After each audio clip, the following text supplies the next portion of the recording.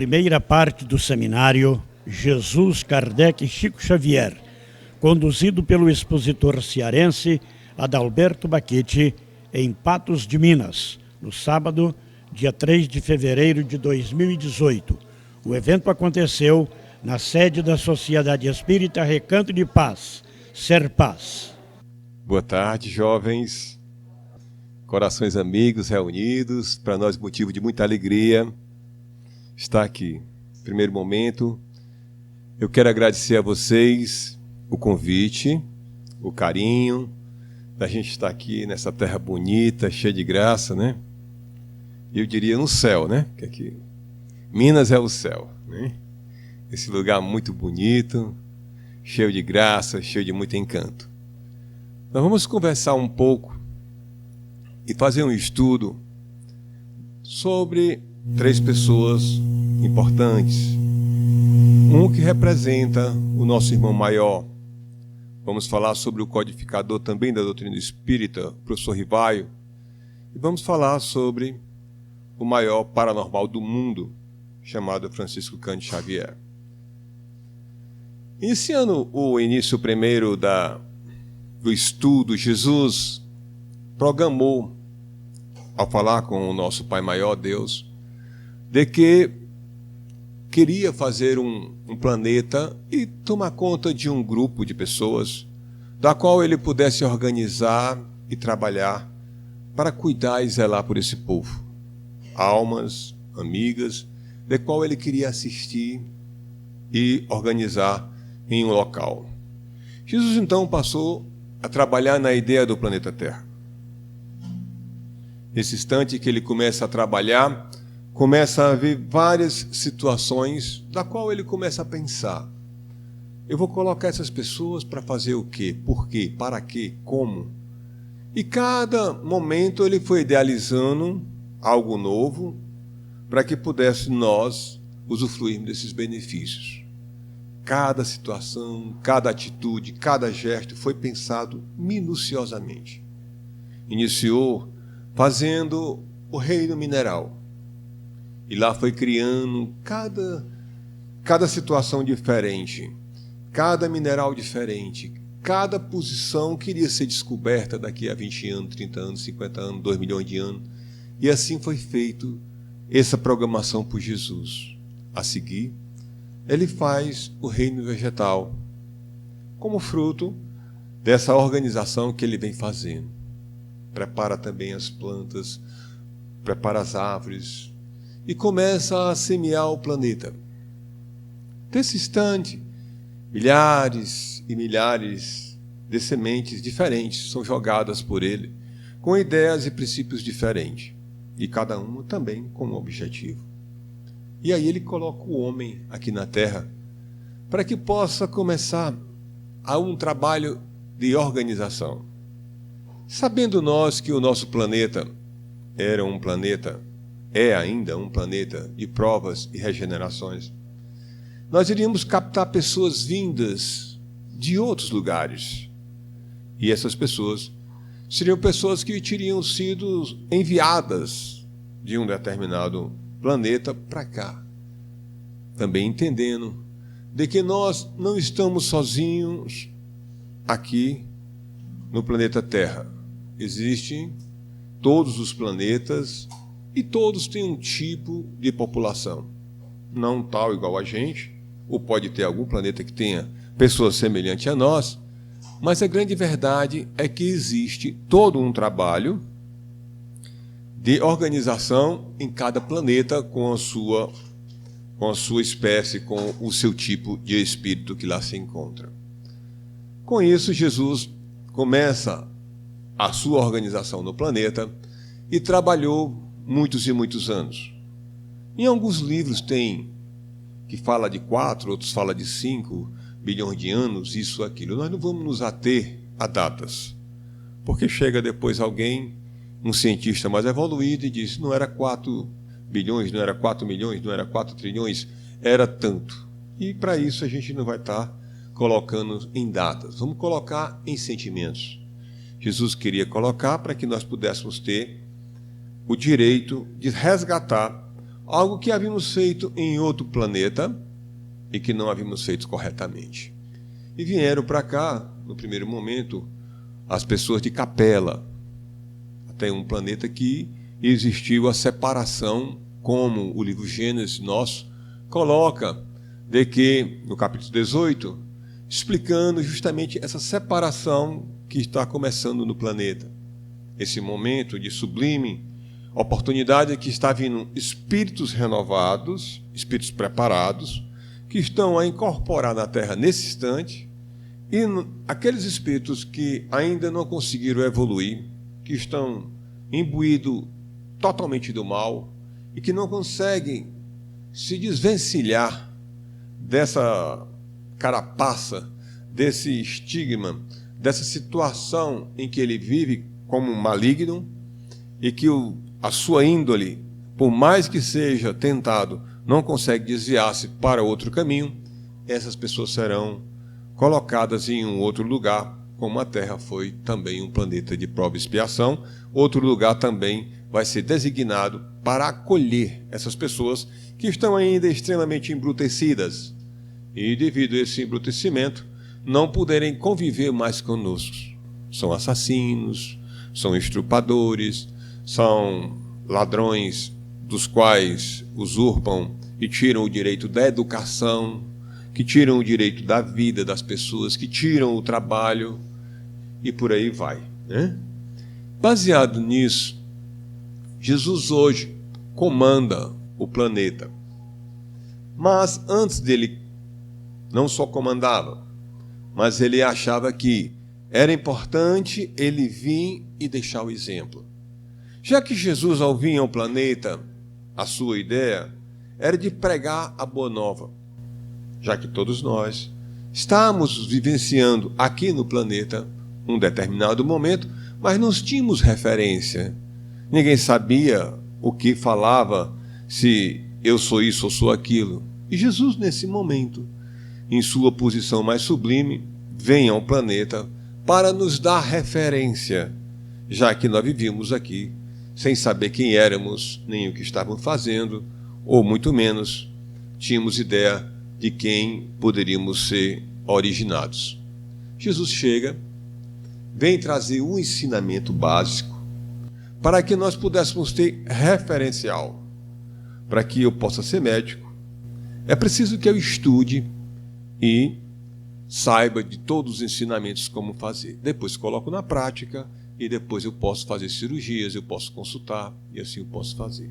Como engenheiro, tenho que estudar para poder saber quantos ferros vou colocar nesse pilar, ou naquela viga, ou naquela laje, para que o edifício possa subir e não caia para matar pessoas. E sim, as pessoas poderiam usufruir desse benefício de estar vivendo em um local bom. Nesse instante, Jesus vem e referenda a todos nós. Ele diz, meus irmãos.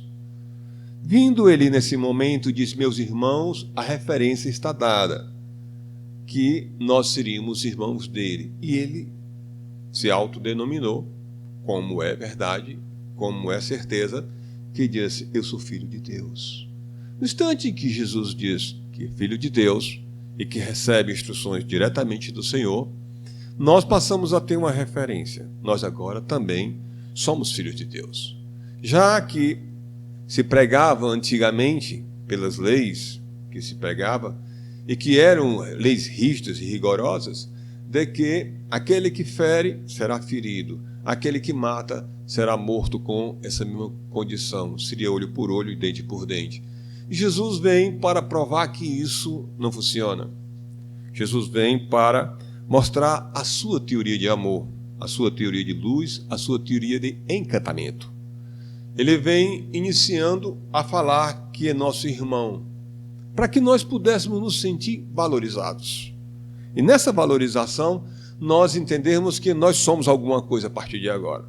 E essa referência de que nós somos alguém se torna importante porque vivimos em um lugar que não sabíamos o que fazer, nem para onde ir.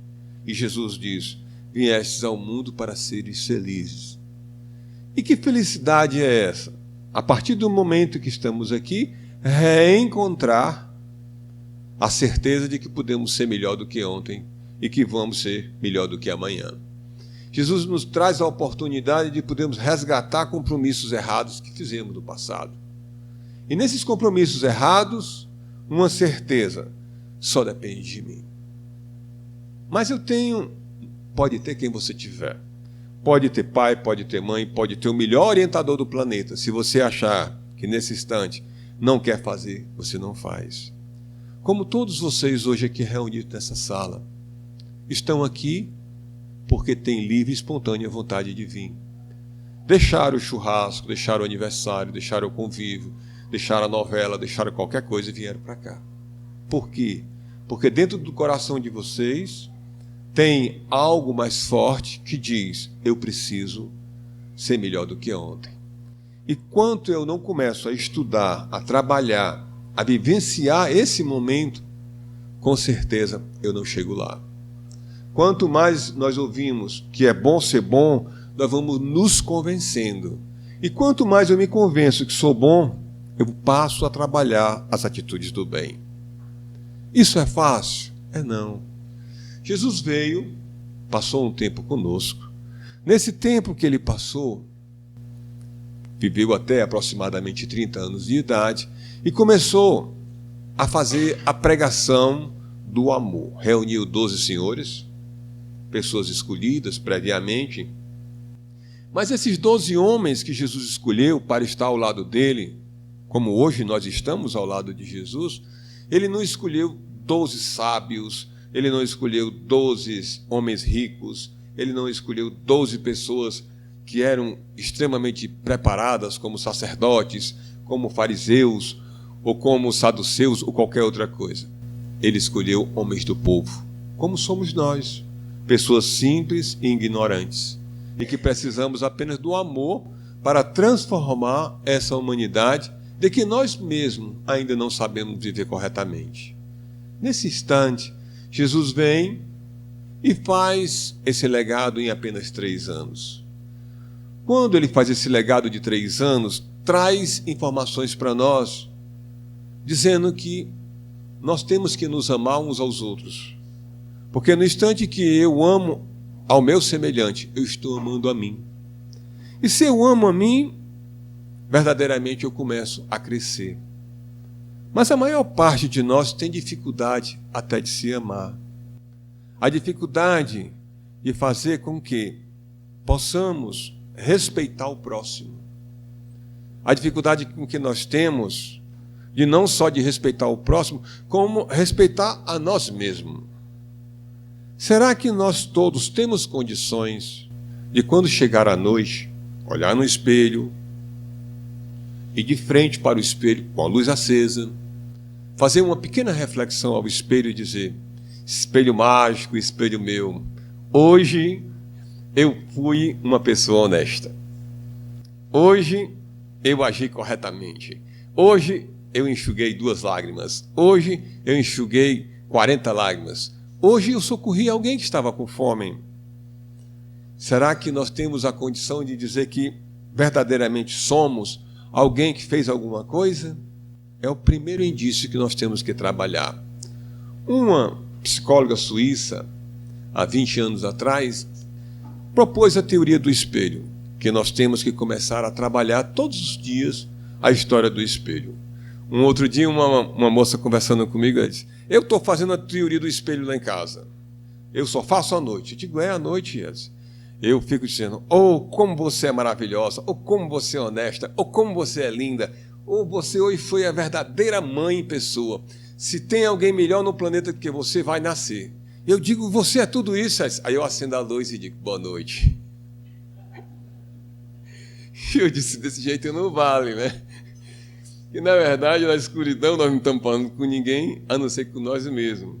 Então a grande verdade é que nós temos que ir trabalhando esse amor, de que Jesus veio e disse que nós temos que amar uns aos outros. Mas a necessidade mais básica é de que eu me ame, que eu me respeite, que eu goste de mim. Porque no instante que eu gosto de mim, eu posso gostar de alguém. É tão fantástico, eu vejo as pessoas: eu te amo, eu te adoro, eu te quero bem, eu gosto de ti, né? E eu às vezes pergunto: será que gosta mesmo?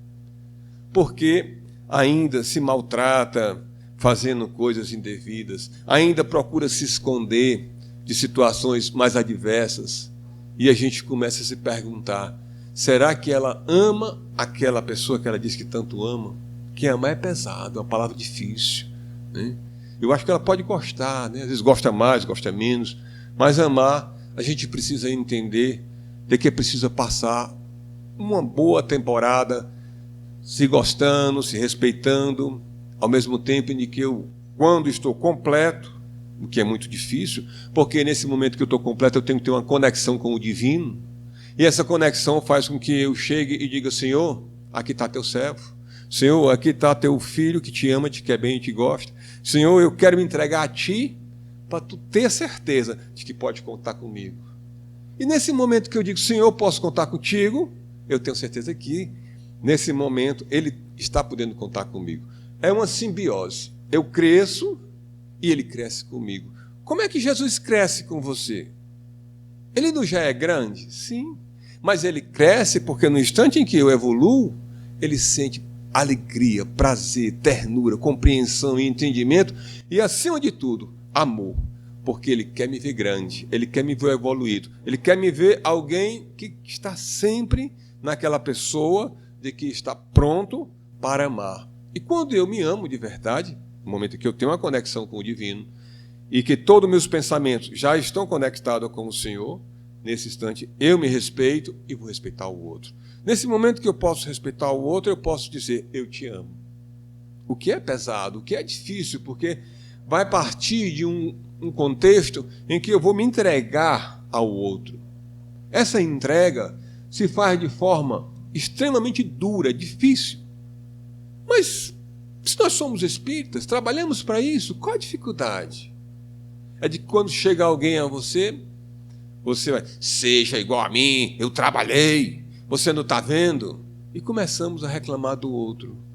Se o outro chega a nós e nos pede o auxílio, como Jesus ensinou, ele diz, ajuda o outro a ser grande. Já que tu evoluiu, subiu um degrau a mais, vem a mim e sobe também, eleva o outro para ficar junto contigo. Jesus acolhia as pessoas. E ele acolhia os enfermos, os necessitados.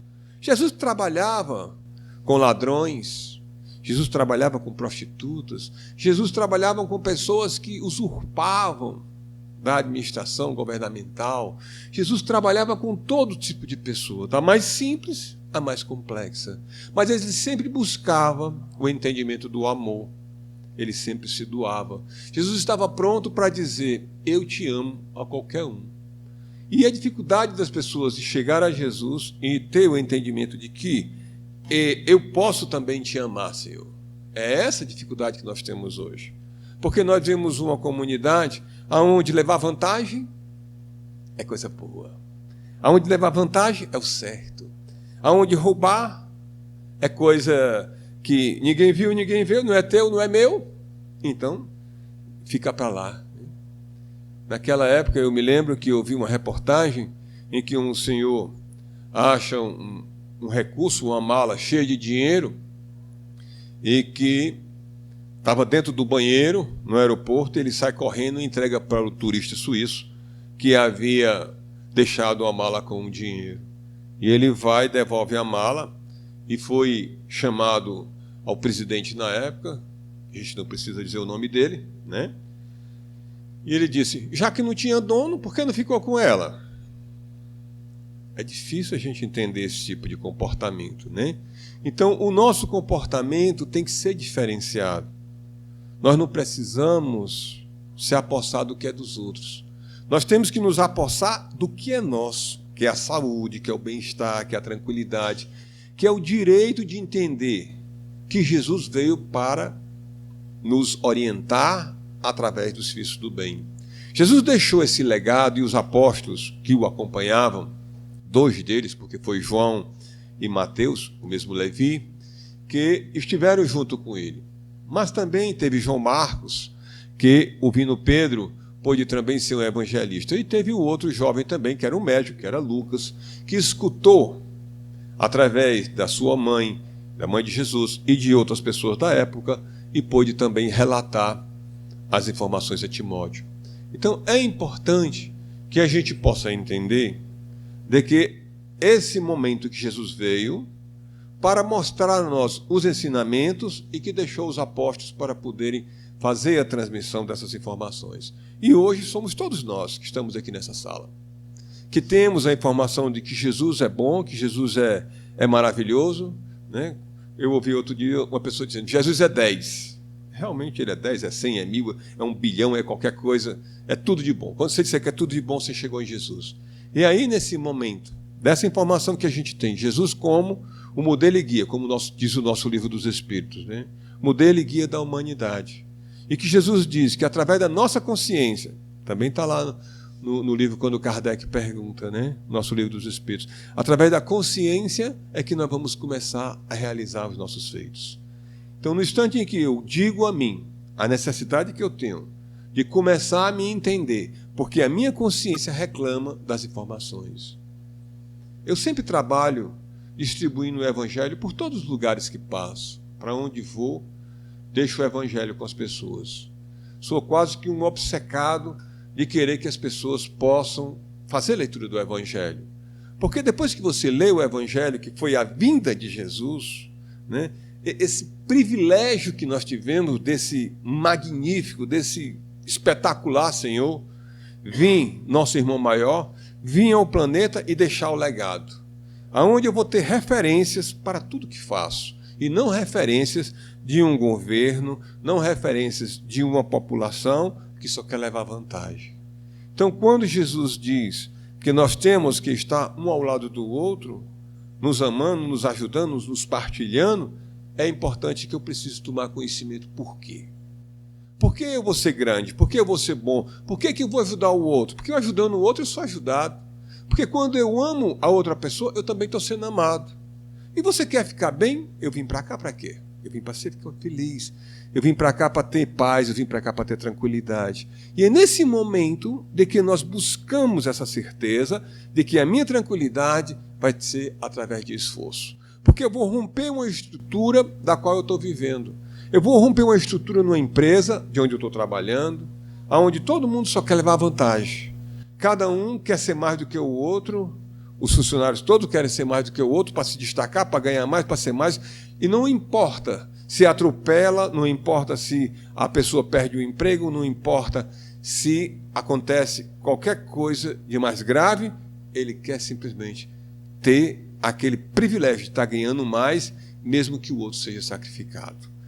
Nesse instante a gente vê que mundo nós vivemos. Então, quando nós espíritas passamos a trabalhar o Evangelho e praticar o Evangelho, porque no momento em que a gente estuda, que Jesus veio, ensinou os Evangelhos, no caso dos seus apóstolos, e esses apóstolos criaram outros apóstolos. E esses outros apóstolos somos nós hoje aqui, que vamos levando a mensagem do Cristo vivo, em cada um de nós, que levamos a mensagem para outra pessoa. É quando nos levantamos de manhã e começamos a reclamar. Ah, eu estou cansado, que calor. Ah, meu Deus, sou atrasado. E tudo nós passamos a reclamar, enquanto nós poderíamos estar dizendo, ô Senhor, que graça, que bênção que eu estou enxergando a luz do dia. Obrigado, Senhor, porque eu tenho o direito de ter uma casa. Obrigado porque eu tive direito de dormir numa cama, quando tanta gente dorme no meio do lixo. Ó Senhor, quanta bondade tu me dá de hoje eu estar refletindo sobre ti e sobre o teu amor. E nesse instante a gente vai buscando Jesus. Vai buscando que Ele está presente na nossa vida em cada atitude. E está intercedendo para que nós possamos permanecer hoje aqui. A permanência de Jesus, a nossa permanência hoje aqui no planeta, se faz única e exclusivamente pela confiança do Senhor Jesus em nossa pessoa. E essa confiança faz com que Jesus possa olhar cada um de nós com seus olhos amorosos e ver na essência divina que nós temos de cada um. Porque nós podemos ter nossos problemas, mas com certeza temos virtudes. E é nessas virtudes que Jesus olha em nós. Ele não olha a coisa ruim. Ele olha para aquele rapaz chamado Zaqueu, em determinado momento está trepado em uma árvore, diz, desça, Zaqueu, vem cá, eu preciso almoçar na sua casa. Então é nesse momento que a gente vê que Jesus via que no coração daquela pessoa ele estava querendo transformar-se. E nesse momento que ele vê que aquela pessoa quer transformar-se, pode ser o maior delinquente, pode ter sido o maior problemático da face da terra, mas ele tem sentimentos que quer se transformar. Então, nesse Jesus o acolhe. Assim somos nós.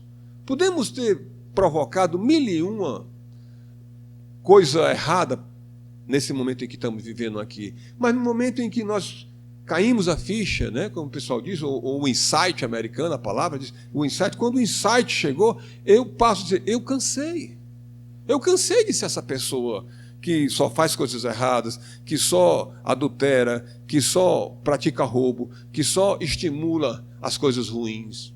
Eu cansei, eu quero ser diferente. Eu quero trabalhar na Casa Espírita agora fazendo caridade, eu quero trabalhar fazendo sopa, eu quero trabalhar pregando o Evangelho, eu quero participar do que for que tiver na Casa Espírita para que eu possa me melhorar. E de tanto eu persistir no bem, eu vou conseguir essa tarefa. É nessa tarefa de evoluir todos os dias que nós vamos conseguindo, dia a dia, sendo melhor do que ontem e amanhã melhor do que hoje. É nesse momento que eu me conscientizo que só eu posso fazer o meu upgrade. Não é minha mamãe, não é meu papai que chega e diz, olha, você tem que ser médico, você tem que ser engenheiro, você tem que ser isso, você tem que ser aquilo. E nós vamos ser a profissão que o papai quer ou a profissão que a mamãe quer. Eu, antes de ser espírita, há 27 anos atrás, eu fui evangélico. Estudei na Escola Bíblica de Pastores, em Fortaleza, para ser pastor evangélico. E na escola bíblica eu encontrei, já saindo, um grande pastor, e ele dizia para mim, irmão Baquete, nós temos que vencer nossas irregularidades através da oração. E eu achava aquilo muito fantástico quando ele disse certa vez, eu sempre fui obediente a meu pai e minha mãe, por entender de que eles vieram ao mundo para me acolher. E eu deveria obediência 100% a eles. E eu achava aquilo muito bonito. E ele dizia, papai, jornalista de um dos maiores jornais da cidade, e disse, meu filho, eu quero que você seja também jornalista. Ele disse, papai, mas eu quero ser pastor. Você quer ser, mas não vai ser. Você vai ser jornalista. Porque pastor, meu filho, ficar falando de Jesus para esse povo não dá não. Não funciona. Isso é gente que quer se aproveitar dos outros, não tem nada a ver. Papai, eu quero pregar o bem, eu quero ser do bem. Eu sinto meu coração pedindo isso. Você pode sentir o que você quiser, mas quem vai pagar a faculdade sou eu só pago se você fizer faculdade de jornalismo. O jovem foi e disse, Baquete, eu, naquele instante, aceitei e me matriculei, fiz o vestibular, tirei um dos primeiros lugares e me matriculei na Universidade de Jornalismo, o papai queria. E com o tempo, eu comecei a questionar Deus. E comecei a falar com Jesus, já que ele estava me mantendo aqui no planeta, tinha uma razão de ser. E que razão seria essa da dificuldade? E ele me disse que começou a pedir todo mundo na igreja onde ele frequentava para que orasse pelo pai. Não que o pai se modificasse, pedindo para ele deixar de ser aquele pastor protestante que ele queria ser, mas que o pai entendesse que todos nós temos o direito de ser o que nós desejamos, que todos nós temos o direito de ser engenheiro, de médico, nós temos o direito de ser vendedor, temos o direito de ser faxineiro, temos o direito de ser lixeiro, temos o direito de ser o que nosso coração pede para ser, ou que nós temos capacidade, ou nós assim o desejamos. E nesse instante ele me dizia que, pedindo na igreja todo dia, ele começou a perseguir o pai em oração e prece.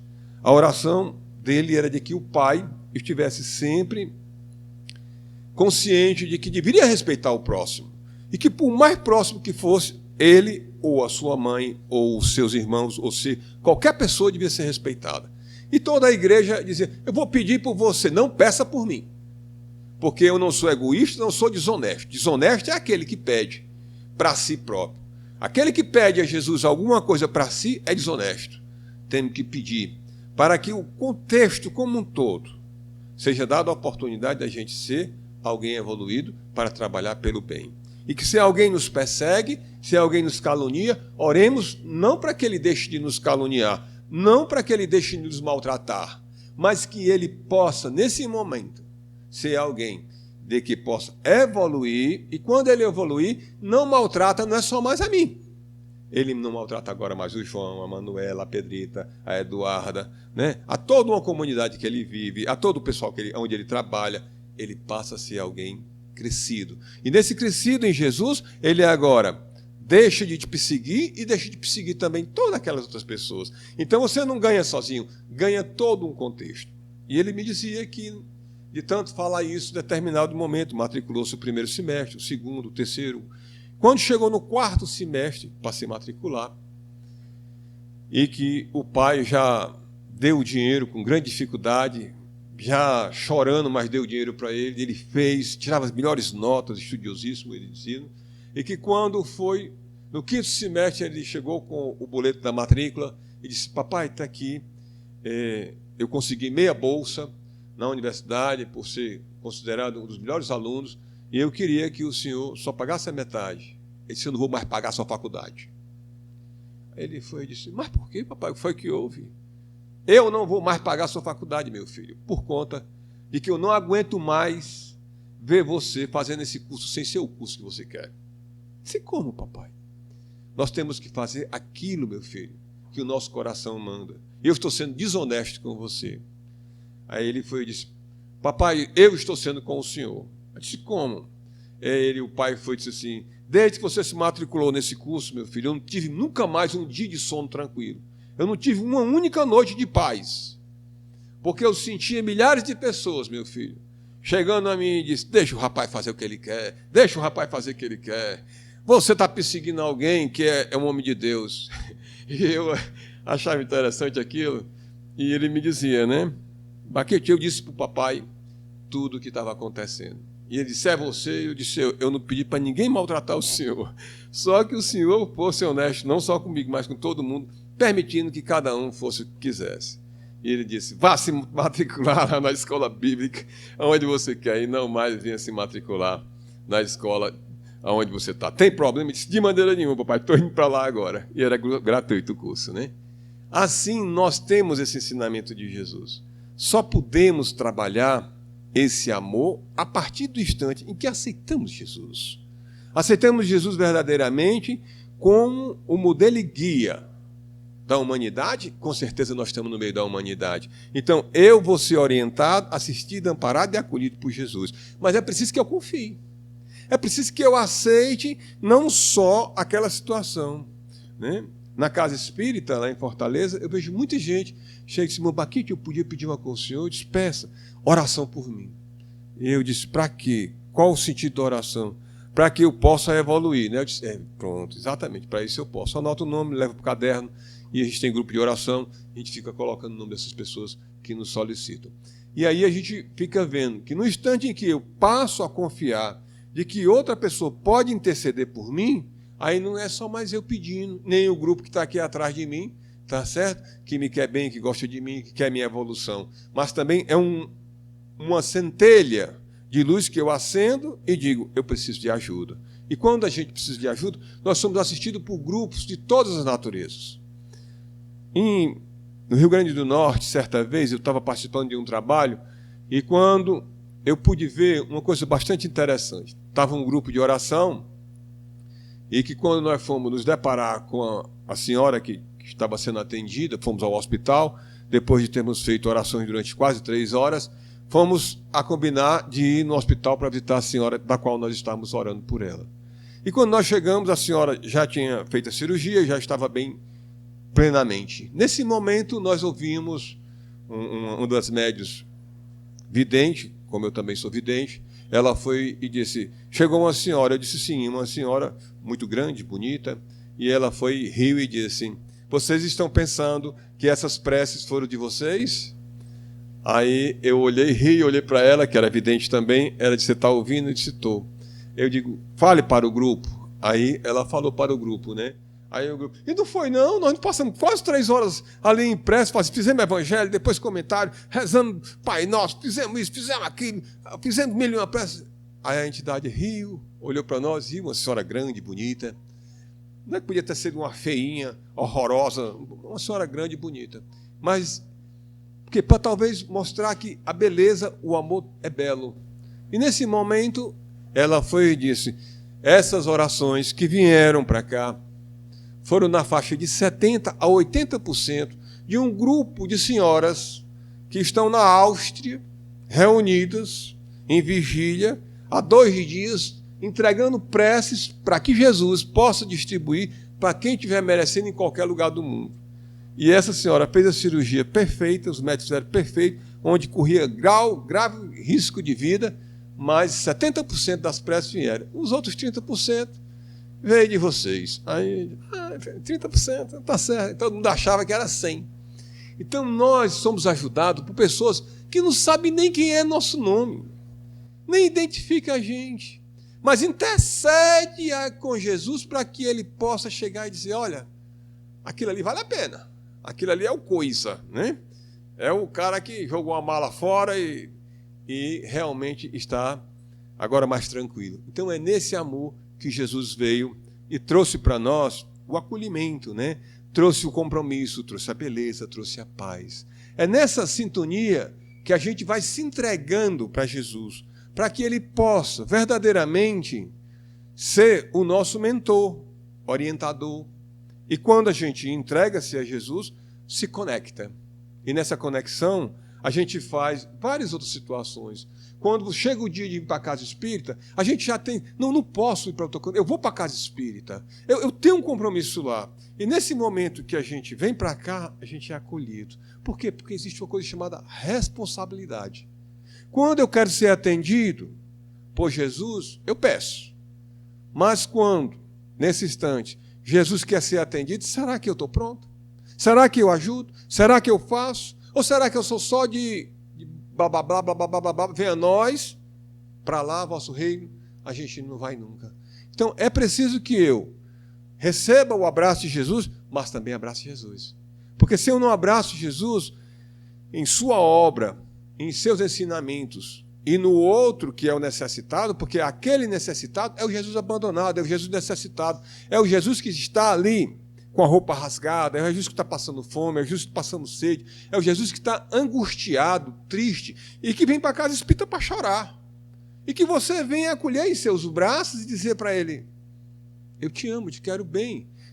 Mas eu não acredito mais em mim, mas eu acredito em mim. Né? Essa semana, quando eu estava vindo para cá, na segunda-feira, e uma moça chegou e disse... Eu estava no fórum, quando ela chegou e disse assim, eu estava sentado, e ela chegou perto de mim e disse, eu vou me matar. Eu disse, por que você vai fazer essa coisa? Eu não tenho mais razão de viver. Eu disse, tem, você tem razão de viver. E ela disse, tem ou não? Eu digo, a senhora conhece Jesus Cristo? E ela disse, conheço, mas a culpa é dele. Ele é o culpado, é por isso mesmo que eu vou me matar. Aí eu disse, a senhora acha que a senhora se matando resolve o problema? Não, pelo menos eu fujo desse negócio daqui e vou ver outro momento. Eu digo, foge não. Ah, foge não. E digo mais uma coisa, a senhora não vai se matar, não. A senhora não vai se matar, a senhora vai matar sua mãe. A senhora tem mãe? Perguntei, tem mãe, pai? Tem mãe, pai, 2 irmãos. Vai matar essas 3 pessoas. E vai matar a minha agora, que eu também vou morrer por conta disso. Vou morrer de tristeza, vou ficar angustiado, porque a senhora vai fazer isso. Porque todos nós vamos ficar pensando que nós fizemos alguma coisa para a senhora e que a senhora... Não, mas não tem nada a ver. Tem, sim, senhora. Porque aquele que se mata desrespeita uma lei divina. Jesus nos prega que nós temos que vir para cá para nos resgatar, para não amar o outro. E a senhora não me ama mais, a senhora não me ama, porque a senhora está dizendo que vai se matar. Não me ama seu pai nem sua mãe. E o que é que eles vão sofrer com isso? Vão sofrer angústia e desespero. Ela disse, eu não tinha pensado nisso. Pois, se a senhora não se ama, o problema é seu. Eu não tenho nada a ver com isso. Agora a senhora tem que me amar, porque eu preciso do seu amor. Ela disse, mas eu amo minha mãe. Eu digo, pois então não se mate, porque ela vai se culpar pelo resto da vida, vai ficar numa depressão profunda, vai ficar no fundo de uma rede. Vai, eu digo, vai, eu assino embaixo qualquer documento para a senhora. Eu queria que ela desistisse da ideia. E ela olhou para mim. Aí o pessoal chegou, o pessoal que veio me pegar, aí eu fui e disse, você espera mais 5 minutos? Aí o pessoal, ok. Aí eu fui, conversei com a senhora e disse, e aí, como é que fica? Eu não vou mais fazer isso, não. O senhor me convenceu. Aí eu fui, baixei a cabeça, eu disse, ó Senhor, quanto tu é maravilhoso, Mas isso estou citando um caso que eu me deparo toda hora, todo instante, com situações desse tipo. Parece que eu tenho um imã. Onde eu estou, né, no avião que eu estava vindo para cá, uma senhora chegou perto, aí sentou do lado meu e disse assim, eu posso conversar um pouco com o senhor? Aí eu já disse, pode, fale. E ela começou a falar da vida dela e tudo mais, e depois de uns 40 minutos, ela disse, como eu estou aliviada. Eu disse, bacana. Aí ela disse, eu posso trazer minha irmã para conversar um pouco com o senhor? Eu digo, traga. Pelo menos o tempo passa mais rápido, né? Aí trouxe a irmã e conversamos mais outros 40 minutos, foi quando o avião chegou.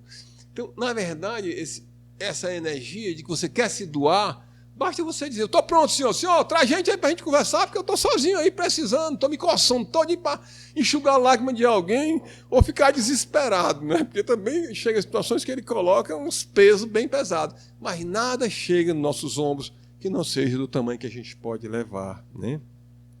Jesus acolhe todos nós, acolhe criança, acolhe idoso, acolhe velho, acolhe qualquer pessoa. Jesus não é um discriminador. E por esse amor que ele faz, e quando nós trabalhamos do lado errado, aí Jesus causa essa polêmica.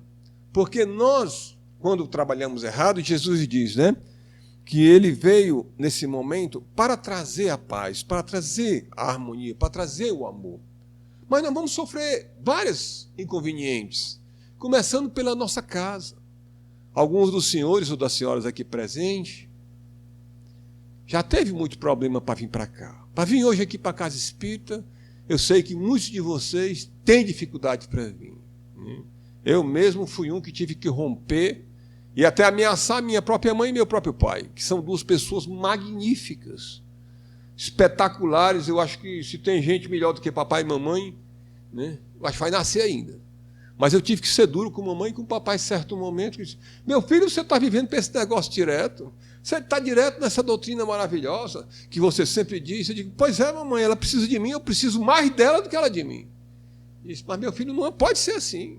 Eu preciso dos seus beijos. Mamãe, quando eu venho aqui, eu dou 500 beijos na senhora, que passa pela semana. Na semana eu estou viajando, volto de novo, tome beijo.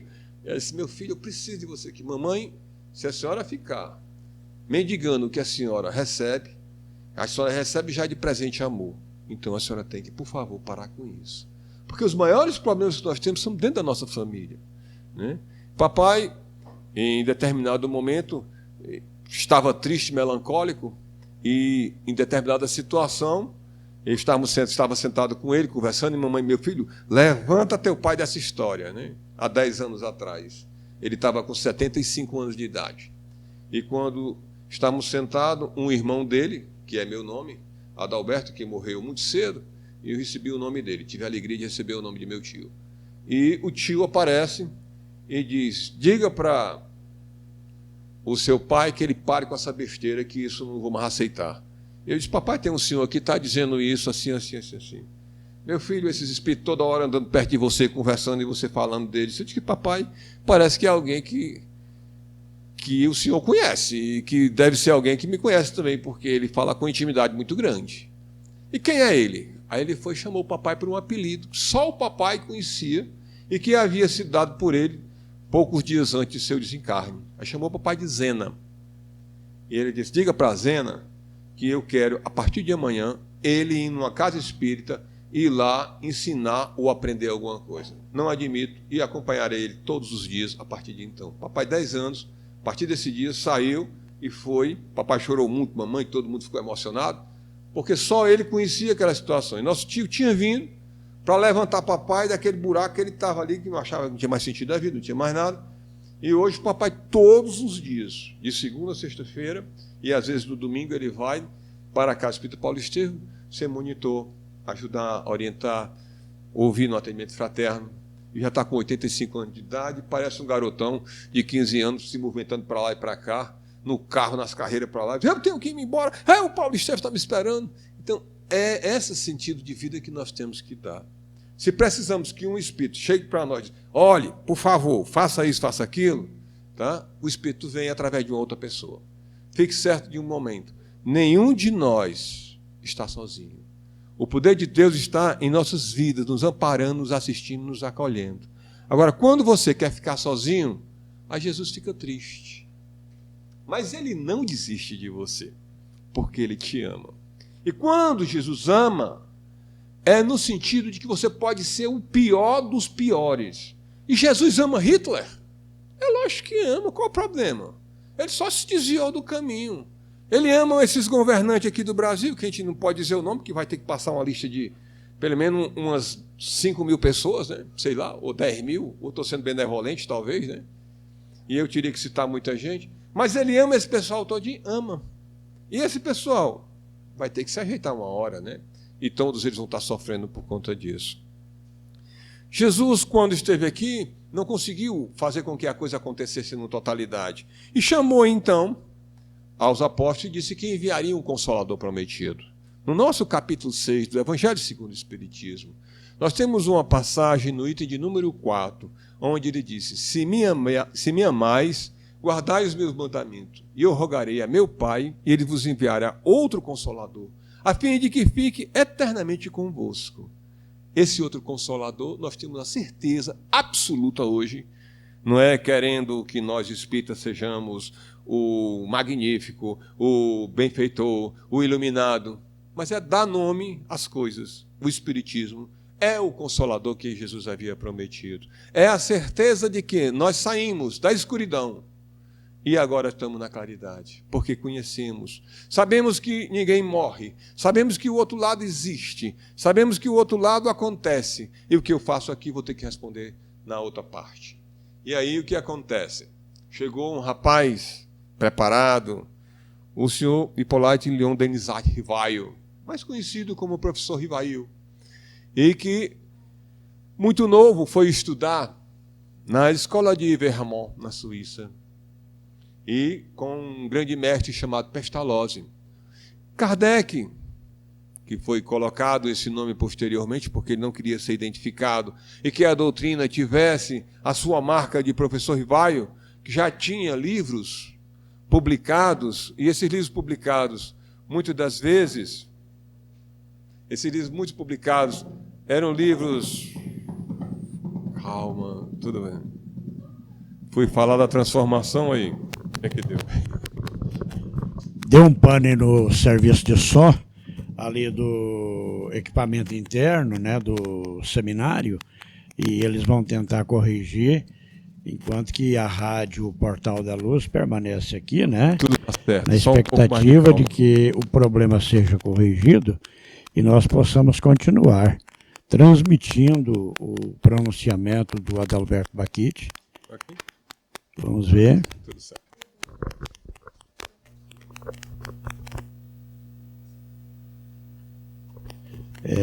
Substituir o microfone. Substituindo o microfone. Vamos lá. É um problema técnico no serviço. Nesse nosso intervalo pequeno aqui de 30 segundos, eu vou ampliar nossa fala para mais 3 horas e 15 minutos, tá certo? Então se sentem à vontade, fiquem bem tranquilos, que não vai haver nenhum problema. Então Jesus, após pregar essa situação, nós tivemos o nosso professor Rivail, que veio ao mundo num compromisso de estudar e ser um diretor de escola.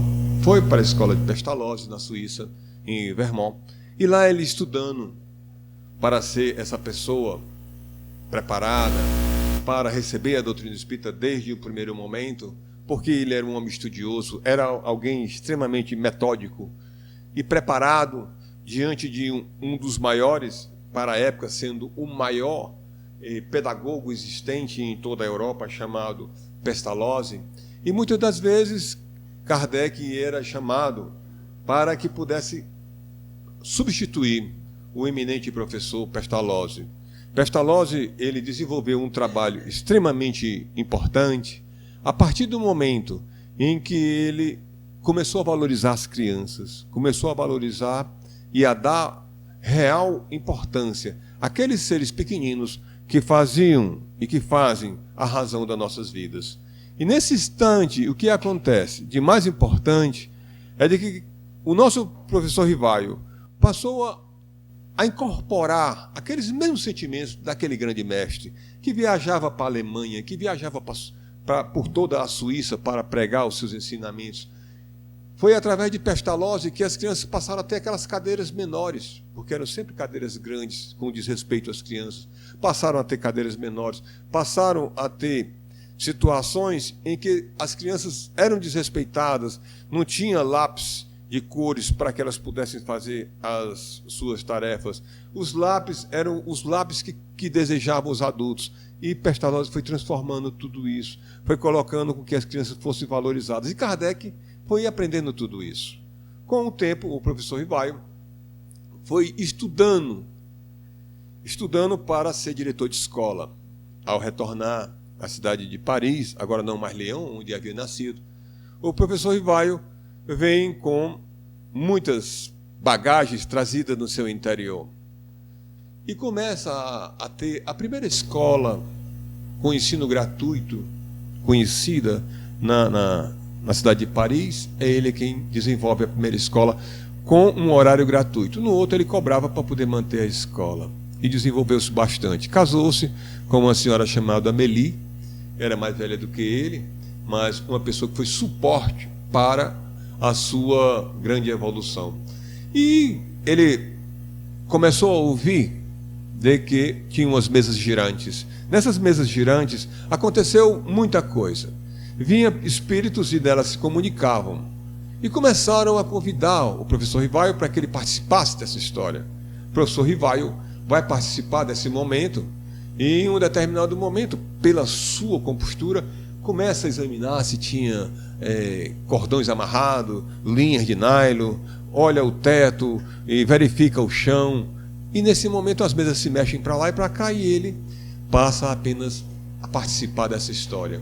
Mas posteriormente ele começa a ver várias vezes, até que em determinado momento duas garotas, Catarine e Shane, elas muito novas ainda, uma 14 e outra com 15 anos, médios de grande poder energético e magnético, essas duas jovens começam a dar suporte para ele. E nesse momento em que ele começa a participar, ele recebe a ajuda de várias outras pessoas encarnadas que queriam que ele fizesse um estudo mais aprofundado. Kardec já era magnetizador, havia estudado com Mesmer, e nesse instante que ele havia estudado, ele tinha conhecimento de energias. E ele sabia que através da energia podia curar, ele sabia que através da energia podia fazer transformações na própria pessoa. E ele começa a desenvolver, a achar que aquilo fosse magnetismo. Mas quando as mesas começaram a se mover, a se movimentar, e ele participando do trabalho, começou a ver que aquilo era uma outra inteligência que ali respondia sim, respondia não e dizia nomes. Ele começou a analisar e começou a copiar. Até que essas duas garotas, foi chamado certo momento para a família Baudin, e a senhora Baudin e o senhor Baudin o convidaram para que ele pudesse participar. Eles chamavam de sarau.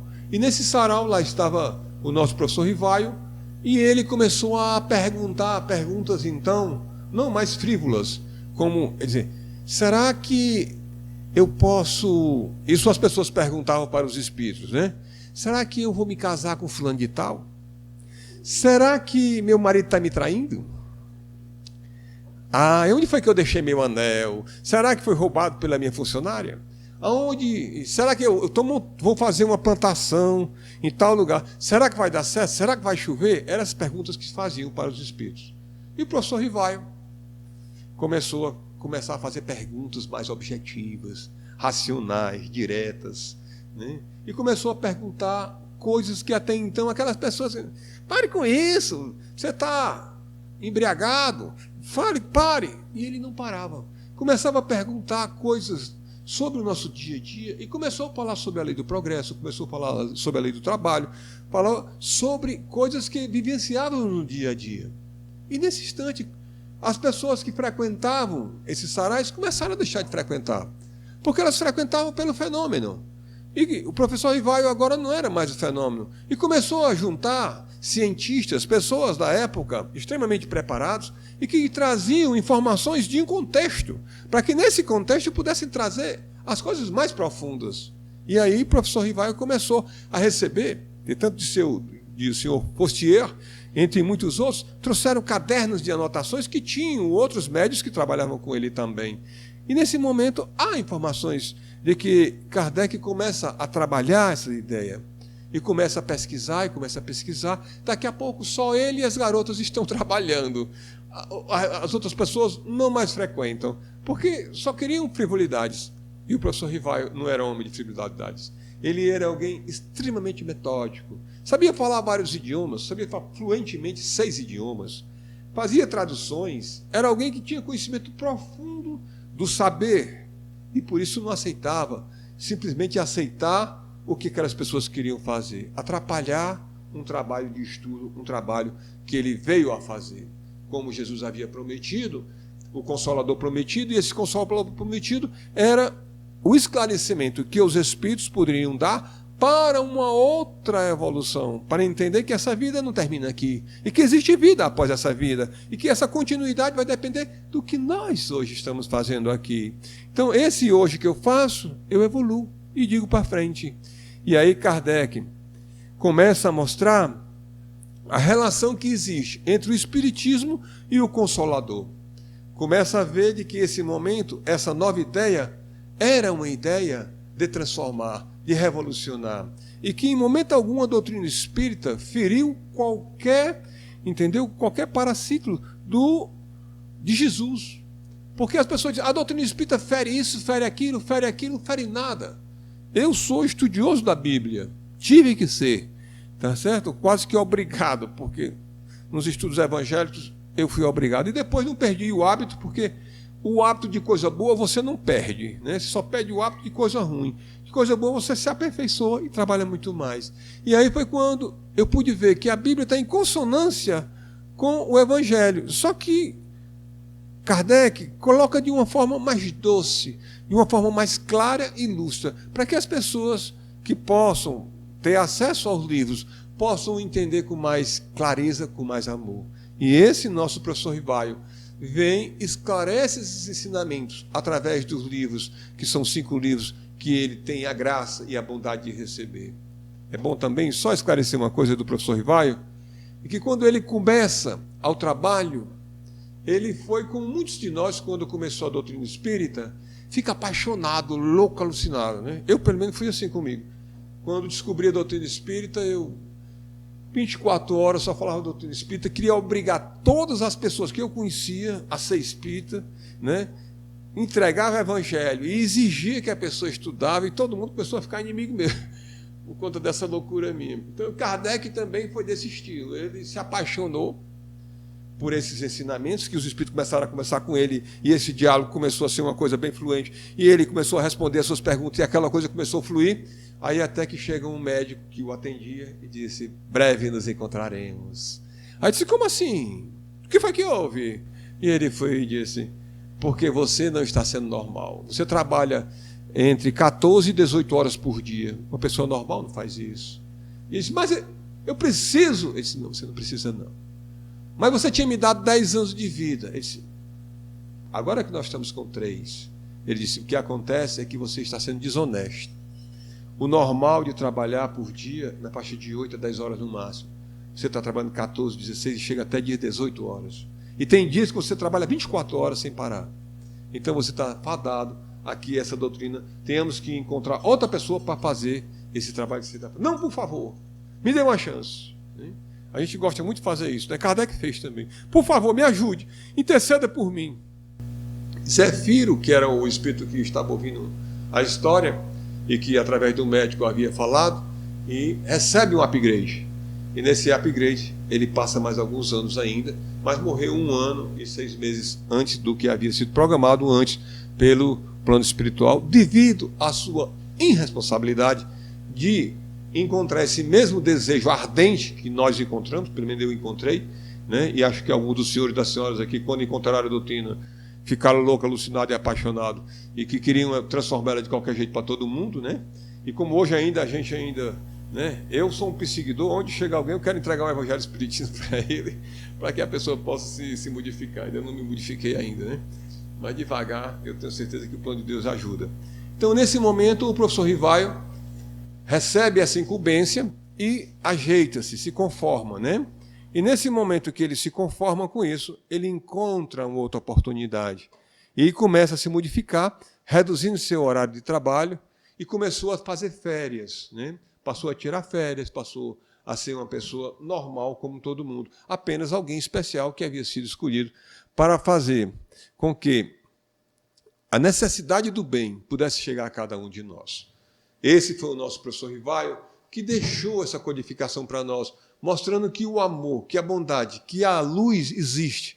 Mas é preciso que eu me esforce para trabalhar, para encontrar e para viver. O nosso professor Rivaio foi um homem como nós, uma mulher como nós, Dona Amélie, e que sofreu. E que, apesar de ele era filho de um juiz para a época, vivia financeiramente razoavelmente bem, mas, nesse instante, após voltar lá de Vermont, ele tinha que constituir sua vida e tinha que começar seus trabalhos. Passou dificuldades, teve muita dificuldade quando a escola estava bem promíscua, né? bem uma projeção bacana. Ele havia tido sociedade com um tio, e esse tio disse, olha, eu perdi um dinheiro no jogo e eu vou querer a minha parte da sociedade.